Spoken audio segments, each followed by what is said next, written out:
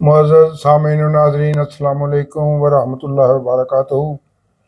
आज हम सूरह बनी इसराइल की आयत नंबर 78 से 111 तक का मुताला करेंगे और इसी के साथ सूरत का मुताला, इस सूरत का मुताला भी मुकम्मल हो जाएगा। और आखिर में ये जो साथ ही रहना, आखिर में इस सूरत से हासिल होने वाले दर्स कि हमें सूरज से क्या दर्स मिलता है वो भी मैं बताऊंगा मुख्तसरन। तो इब्तिदा में तिलावत कलाम पाक। औज़ बिल्लाहि मिनश शैतानिर रजीम, बिस्मिल्लाहिर्रहमानिर रहीम। अकीमिस सलाता लिदलूकिश शम्स इला गासिकिल लैल व कुरानल फज्र इन्ना कुरानल फज्र कान मशहूदा व मिनल लैल फतहज्जद बिही नाफिलतल लका असा अन यबअसका रब्बुका मकामम महमूदा वक़ुल रब्बि अदखिलनी मुदखला सिदक़िन वअख़रिजनी मुख़राजा सिदक़िन वजअल ली मिन लदुनका सुल्तानन नसीरा वक़ुल जाअल हक़्क़ु व ज़हक़ल बातिल इन्नल बातिल कान ज़हूक़ा। सदक़ल्लाहुल अज़ीम। अब 78 से 111 आयत तक का तर्जमा और तफसीर अल-नूर। इस हिस्से में ये शुरू जो है नमाज की अहमियत बताई जा रही है। इसमें से ये कि अल्लाह फरमा रहा है, बस नमाज कायम रखो सूरज ढलने से रात के अंधेरे तक, यानी मगरब और इशा, ये दरमियानी मगरब और इशा के दरमियानी वक्त, यानी मगरब और इशा की नमाज। और कुरान का फजर के वक़्त पढ़ा जाना, यानी फजर के वक़्त कुरान की तिलावत किया करो। बेशक सुबह के वक़्त पढ़े जाने वाले कुरान में फरिश्ते हाजिर होते हैं। और रात के कुछ हिस्से में तहज्जुद करो। ये इजाफी आप सल्लल्लाहु अलैहि वसल्लम के लिए है।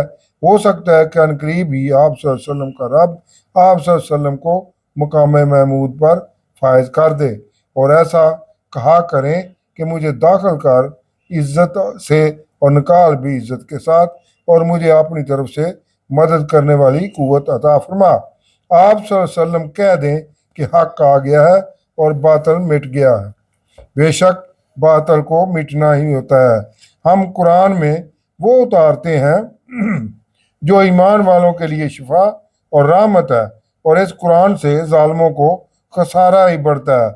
और जब हम इंसान पर एहसान करते हैं तो वो मुंह फेर लेता है और हम से कन्नी कतराने लगता है, और जब इसे कोई तकलीफ आ जाती है तो वो नाउम्मीद हो जाता है। आप सल्लल्लाहु अलैहि वसल्लम कह दें कि हर एक अपने तरीके पर काम करता है और आप सल्लल्लाहु अलैहि वसल्लम का रब खूब जानता है जो हदायत पर है। और आप सल्लल्लाहु अलैहि वसल्लम से रूह का ये कुफार पूछते हैं। आप सल्लल्लाहु अलैहि वसल्लम फरमा दें कि रूह मेरे रब के अमर से है और तुम्हें नहीं दिया गया इसका इल्म मगर थोड़ा। और अगर हम चाहते कि ये कुरान जो हमने आप सल्लल्लाहु अलैहि वसल्लम पर वही किया है इसे ले जाते तो फिर तुम में कोई न पाता हम में से जो इस पर वकालत करता। यानी ये रूह का जो उस वक़्त अल्लाह रब्बुल इज़्ज़त ने फरमाया है, तो इस सिलसिले में रूह क्योंकि उन्हें उनकी कुफार की ज़हनी इस्तिताअत इतनी नहीं थी, लेकिन आज के दौर में कुछ अंदाज़ा हो सकता है कि रूह जैसे कंप्यूटर का सॉफ्टवेयर होता है, इंसान का ये सॉफ्टवेयर ही रूह है। सॉफ्टवेयर के बाद जिस तरह कंप्यूटर नकारा होता है, इस तरह इंसान भी रूह के बगैर नकारा है। और जब रूह निकल जाती है तो फिर ये हार्डवेयर को मिट्टी के नीचे दबा दिया जाता है। तो ये रूह असल में और भी मतलब होंगे अल्लाह का, लेकिन ये अंदाज़ा लगाना कि रूह किसी चीज़ की क्या है, और थोड़ा सा अंदाज़ा इस जदीद दौर में कंप्यूटर और उसके सॉफ्टवेयर के जायजे से लिया जा सकता है। तो यही रूह इंसानी जिस्म में भी काम करती है। अल्लाह का अमर है, ये सॉफ्टवेयर है, गैर मरी चीज़ है, मादी चीज़ नहीं है।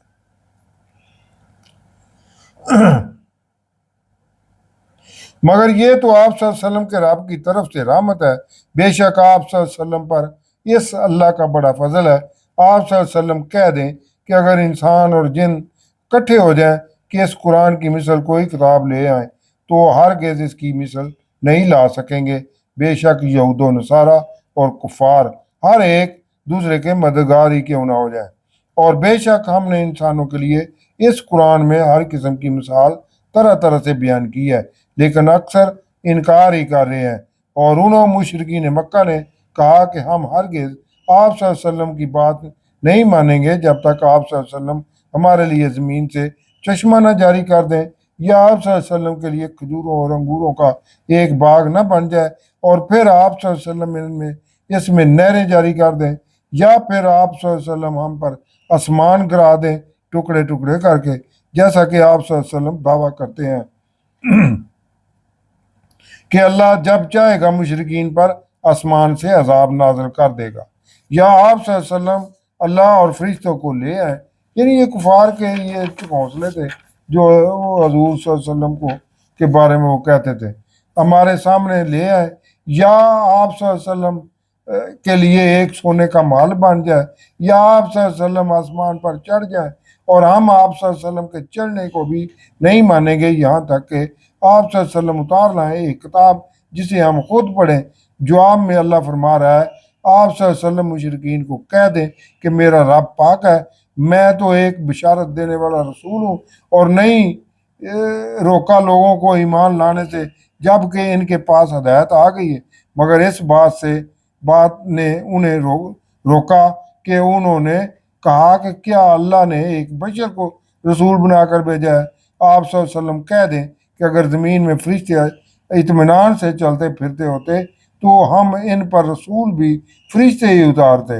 آپ صلی اللہ علیہ وسلم فرما دیں کہ اللہ بس کافی ہے گواہ میرے اور تمہارے درمیان، بے شک وہ اپنے بندوں کو دیکھتا جانتا ہے، اور جسے اللہ ہدایت دے دے وہی ہدایت پر ہوتا ہے، اور جسے گمراہ کر دے تو اس کے لیے اس کے سوا کوئی حمایتی نہ پاؤ گے۔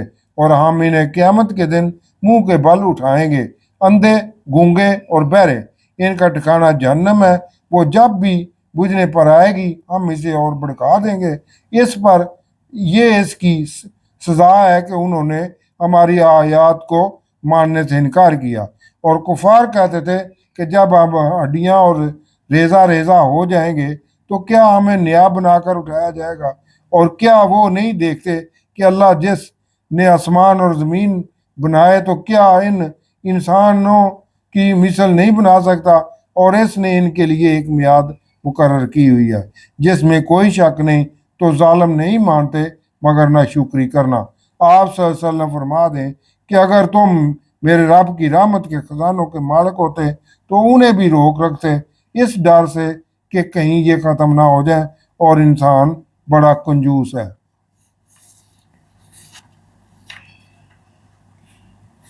سورت کے اگلا حصہ جو ہے نا یہ ہے آیت نمبر 101 سے حضرت موسیٰ علیہ السلام کا دوبارہ ذکر ہے۔ سورت کے آغاز میں حضرت موسیٰ علیہ السلام کے اس دور کا ذکر تھا جب آپ علیہ السلام مصر سے نکل کر صحرا سینا میں آ چکے تھے، اور وہاں سے ہی آپ صلی اللہ علیہ وسلم کو کوہ طور پر بلا کر تورات عطا فرمائی تھی۔ اب آخر میں حضرت موسیٰ علیہ السلام کے زمانہ مصر کا ذکر کیا جا رہا ہے، اور ساتھ ہی ان کو عطا کی گئی نشانیوں کا بھی ذکر ہے۔ اور بے شک ارشاد باری تعالیٰ ہے، اور بے شک ہم نے موسیٰ علیہ السلام کو 9 نشانیاں دیں۔ آپ علیہ السلام کو 2 نشانیاں عصا کا اژدہا بن جانا اور ید بیضا ابتدا میں وادی طوا میں عطا کی گئیں۔ باقی 7 نشانیاں آل فرعون پر عذاب کی شکل میں نازل ہوئیں، جن میں قحط سالی، پھلوں اور فصلوں کا نقصان، ٹڈی دل، مینڈک، جوئیں، خون اور دریا کا پٹ جانا۔ تو بنی اسرائیل سے پوچھو اسے اے مشرکین مکہ، جب موسیٰ علیہ السلام ان کے پاس آئے تو فرعون نے ان سے کہا کہ میرے خیال میں آپ علیہ السلام پر جادو ہوا ہے۔ کفار مکہ بھی حضور صلی اللہ علیہ وسلم کے بارے میں ایسی ہی عرض سرائی کرتے تھے۔ موسیٰ علیہ السلام نے کہا کہ بے شک تمہیں معلوم ہے کہ ان 9 نشانیوں کو کس نے نہ کسی نے نہ اتارا ہے مگر آسمانوں اور زمین کے رب نے تمہاری آنکھیں کھولنے کے لیے۔ اور اے فرعون، میرے خیال میں تو ضرور ہلاک ہونے والا ہے۔ تو اس فرعون نے چاہا کہ ان موسیٰ اور ہارون علیہ السلام کو زمین مصر سے نکال بار کرے، تو ہم نے اسے اور اس کے ساتھیوں فرعون اور آل فرعون کو غرق کر دیا۔ اور اس کے بعد ہم نے بنی اسرائیل سے کہا کہ تم اس زمین مصر و شام میں بسو، پھر جب آخرت کا وعدہ آئے گا تو تم کو سمیٹ کر لے جائیں گے۔ بنی اسرائیل میں سے یہودیوں نے ایک تو حضرت عیسیٰ علیہ السلام کی تکذیب کی اور ان کی جان کے درپے ہو گئے، دوسرا حضور نبی اکرم صلی اللہ علیہ وسلم کو بھی جھٹلا کر اپنے جرم کی مزید توثیق کر دی۔ یہودیوں کے یہ دونوں جرائم ناقابل معافی قرار دے دیے گئے ہیں اور انہیں سزا سنا دی گئی ہے، جس پر عمل درآمد قیامت کے دن کیا جائے گا۔ اور ہم نے اس قرآن کو حق کے ساتھ اتارا ہے، یعنی یقیناً یہودیوں کے ساتھ ایسا ہی ہوگا، اور یہ حق کے لیے اتارا گیا ہے۔ اور ہم نے آپ صلی اللہ علیہ وسلم کو نہیں بھیجا مگر بشارت دینے والا اور ڈر سنانے والا، اور قرآن کو ہم نے الگ الگ نازل کیا تاکہ آپ صلی اللہ علیہ وسلم اسے لوگوں کو ٹھہر ٹھہر کر سنائے، اور ہم نے اسے تھوڑا تھوڑا کر کے نازل کیا ہے۔ آپ صلی اللہ علیہ وسلم کہہ دیں کہ تم اس پر ایمان لاؤ یا نہ لاؤ، بے شک جنہیں اس سے پہلے علم دیا گیا تھا علماء یہودیہ سے، جب یہ ان کو پڑھ کر سنایا جاتا ہے تو وہ اپنی ٹھوڑیوں کے بل سجدے میں گر پڑتے ہیں۔ یہ آیت سجدہ ہے اور چوتھا سجدہ ترتیب کے حساب سے قرآن پاک کا۔ اور کہتے ہیں کہ پاک ہے ہمارا رب، کہ بے شک ہمارے رب کا وعدہ پورا ہونا ہی تھا، یعنی یہود علماء کو حضور صلی اللہ علیہ وسلم کے بارے میں آگاہی ہو چکی تھی اور قرآنی آیات بھی ان تک پہنچتی رہتی تھیں، تو جب وہ ان قرآنی آیات کی تلاوت کرتے تو سجدے میں گر پڑتے اور رب کی حمد و ثنا کرنے لگ جاتے، اور ساتھ ہی وہ کہنے لگ جاتے کہ اللہ کا یہ وعدہ پورا ہونا ہی تھا، کیونکہ بائبل کی کتاب میں بھی آج بھی موجود ہے کہ اللہ نے فرمایا ہے کہ اے موسیٰ علیہ السلام، میں ان کے بھائیوں یعنی بنو اسماعیل میں تیری طرح ایک نبی مبعوث کروں گا اور اس کے منہ میں اپنا کلام ڈالوں گا، اور وہ لوگوں سے وہی کہے گا جو میں اسے بتاؤں گا۔ اور یہ قرآن ان کے خشوع میں اضافہ کرتا ہے۔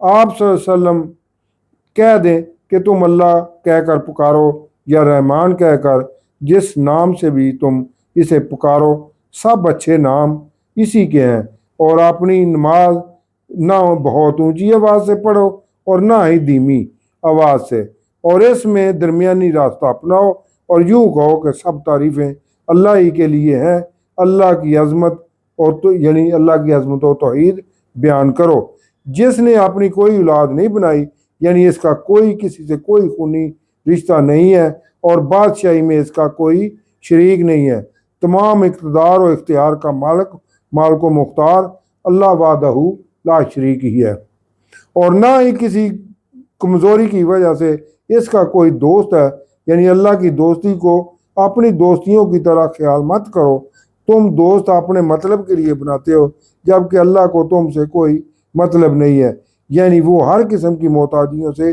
پاک اور افضل ہے، اور اس کی بڑائی بیان کرو جیسے بڑائی بیان کرنے کا حق ہے، یعنی صرف زبانی ہی اس کی بڑائی نہ کرو بلکہ ضابطۂ حیات کے ہر پہلو، گھریلو، معاشی، معاشرتی اور ملکی امور ادا کرتے وقت عملی طور پر بھی اللہ کی بڑائی نظر آنی چاہیے۔ یہ آیت کا مطالعہ تھا، یہ آیت کا مطالعہ ختم ہوا۔ اب جیسے میں نے پہلے شروع میں کہا تھا کہ اس صورت سے ہمیں درس کیا ملتے ہیں، یہ بھی ہمیں پتہ ہونا چاہیے۔ یہ صورت ہم پر نماز کی ادائیگی کی اہمیت اور نماز اور زندگی پر پڑنے والے مثبت اثرات اجاگر کرتی ہے۔ ایک تو یہ ہے، یہ صورت ہمیں اللہ کی حمد اور شکر سکھاتی ہے۔ یہ صورت ہمیں انصاف، محاسبہ اور اس سے مرتب ہونے والے اثرات کی یاد دہانی کراتی ہے۔ یہ صورت ہمیں صبر اور استقامت کا درس دیتی ہے کہ کس طرح حضرت موسیٰ اور ان کے ساتھیوں نے فرعون اور آل فرعون کے ظلم و ستم کا مقابلہ کیا، نہ صرف مقابلہ کیا بلکہ اس کو اللہ تعالیٰ نے تباہ و برباد بھی کر دیا۔ یہ صورت ہمیں علم اور دانائی سے آیات ربانی پر غور و خوض سکھاتی ہے کہ یہ آیات کس طرح ہماری توجہ توحید الہی کی طرف مبذول کرواتی ہیں۔ یہ صورت اللہ کے پیغمبروں کے کردار کو بھی اجاگر کرتی ہے کہ وہ کس طرح جان فشانی سے اللہ کے احکامات کے مطابق انسانیت کی رہنمائی کرتے رہے ہیں۔ یہ صورت باہمی بھائی چارے کا درس دیتی ہے کہ کس طرح پورے معاشرے کو باہمی ہمآہنگی سے منزل مقصود پر پہنچایا جا سکتا ہے۔ یہ صورت ہمیں اللہ کے غفور و رحیم ہونے کی صفت کی یاد دہانی کراتی ہے، اور ساتھ ہی یہ صورت یہ بھی بتاتی ہے کہ اللہ سے ہر وقت معافی اور توبہ کا کرنا کتنا ضروری ہے۔ یہ صورت ہمیں روحانی اور جسمانی ترقی کے لیے تگ و دو بھی سکھاتی ہے۔